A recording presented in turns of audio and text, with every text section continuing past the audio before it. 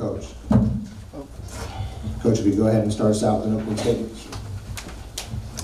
First off, I can't emphasize how proud I am of this group.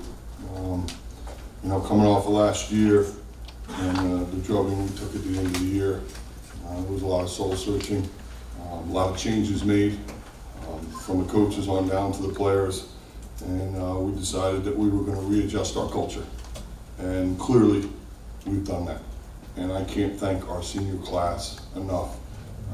I don't know how to lose a senior class appropriately anymore. This group's been unbelievable. We've been through hell and back, and we talked about being enduring, resilient, and resolute, and this team has been all three of those things. So I am thrilled to have had the privilege to be with these seniors and this team. Today you can't lose the possession battle like we did against a team like that. They play in spurts. First quarter, late fourth quarter, 2 spurts I thought really hurt us. Thought we figured it out in the second, third, and early fourth.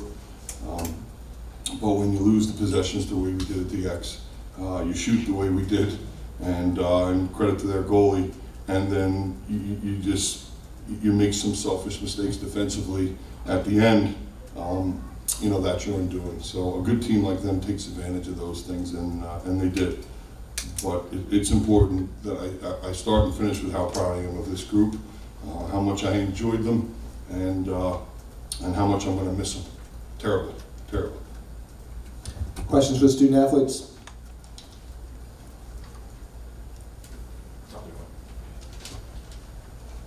This is for Kyle Marr. You guys had such momentum coming down the stretch. I remember the Ohio State game and the way you won that, and it seems like you guys just fed off of that. The problem is when you get on a roll like that and you lose today, this is awful sudden. All of a sudden you're not playing anymore. That's going to be kind of a tough thing to accept, isn't it? Yeah, it's definitely tough, and we've got ourselves in a few of these holes and been able to claw our way out, and it's not the recipe for success that we've been looking for, but we've been able to pull out a few close ones like that, and today the way we shot in the first half and into the third quarter a little bit, it wasn't enough, and I think that the resilience that we've had has pulled through at times, and it was there again today. I mean, to get it to 9-8 and have that face off and really start putting them back on their on their heels, and so I think that was awesome for us to do again, and just kind of slipped away at the end, but to play with those group of guys and those seniors to step up, and they really have stepped up. I mean, Shaq broke his rib in the Michigan game, and he's been banged up for a while, and then you got a guy like Pat Frazier riding the ball back and scoring a man-up goal that was huge for us, and Chris Hubler coming down. So to lose guys like that that have been a part of the offense and have really been a huge part of this team for the past 4 or 5 weeks as we've played pretty good lacrosse, I think it's going to hurt for a while, and for those guys it's a tough way to go.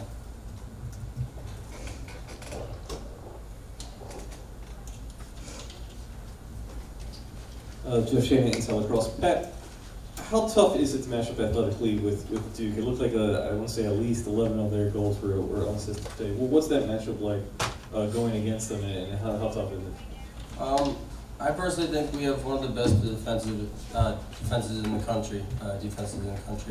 I'm very proud of every single player that I get the honor to play with, and I think our one-on-one matchups, I feel very confident in every player that we can win our matchups. Today we just made too many mistakes. We made too many mistakes in transition.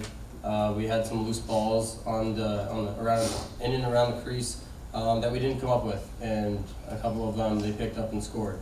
And it's little mistakes like that. Offense did a great job in getting us back into the game at the end, and we kind of tightened up as a defense. And I personally take blame as well as the defense for the ending of that game. And I wish we could have made a couple more stops for them.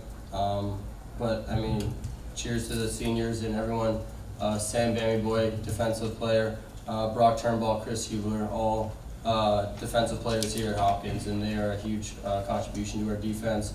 Really helped us drive to success, and have been a huge part of this season. And they too. I mean, everyone's I'm very confident in anyone for a one-on-one matchup, and they was just gonna get the job done.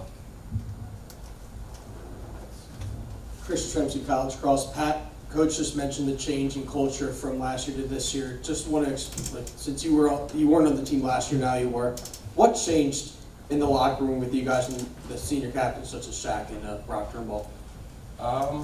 So I think the past couple of years we felt that we've kind of been a weak point of the cross team here, and that offense has been producing goals, one of the best man-ups in the country, if not the best man-up in the country last year.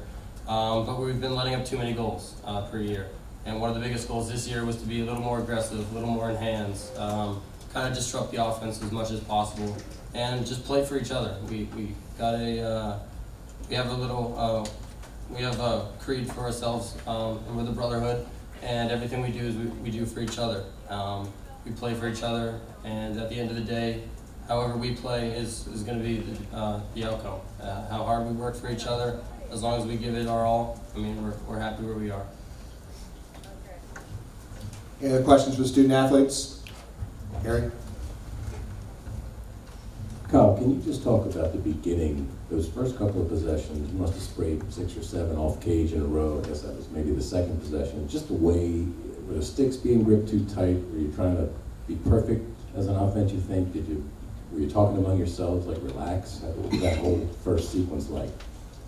Yeah, I think it's just some days they go and some days they don't. And we saw last week that in the first half they weren't falling and their goalie was playing well, and then in the second half they started to fall for us, and we got some really good looks. But I think again it started off in the first half and we had some good looks. I think I had 2 shots in that possession, and Pat had a good look at a step down, and to not put any on cage like we did, and I think a shot gets ran out is it's kind of a momentum boost for a defense like that plays with a lot of confidence. So that wasn't a great start, but I still think that as a whole in the offense, we got good looks, and just today wasn't our day to bury them, and it comes at a pretty tough time for that. But I thought we won a lot of matchups, and I thought we moved the ball at times when it needed to be moved. I mean, credit their goalie; he made a nice few saves on some man ups, and some points in the game where maybe if a goal goes in here, we start that run a little bit earlier in the game. So today just it wasn't our day. Any other questions for the student athletes?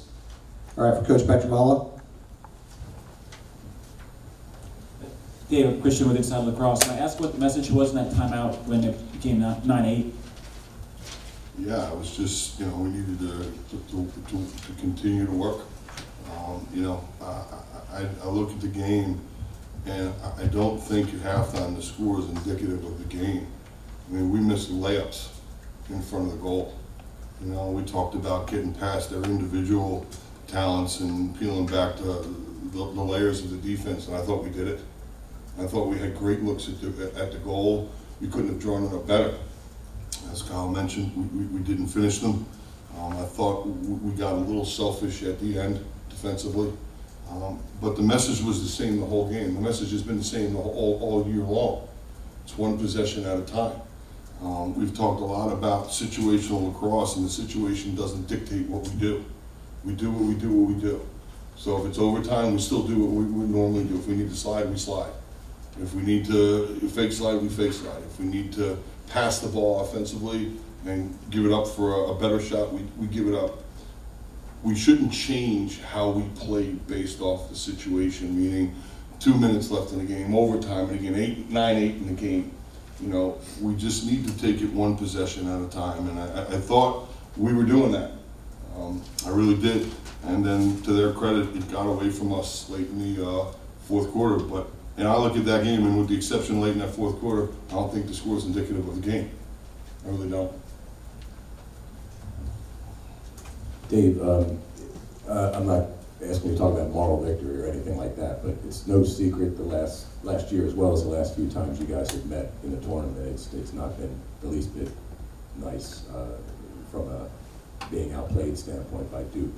Today, you felt like this would be a fight?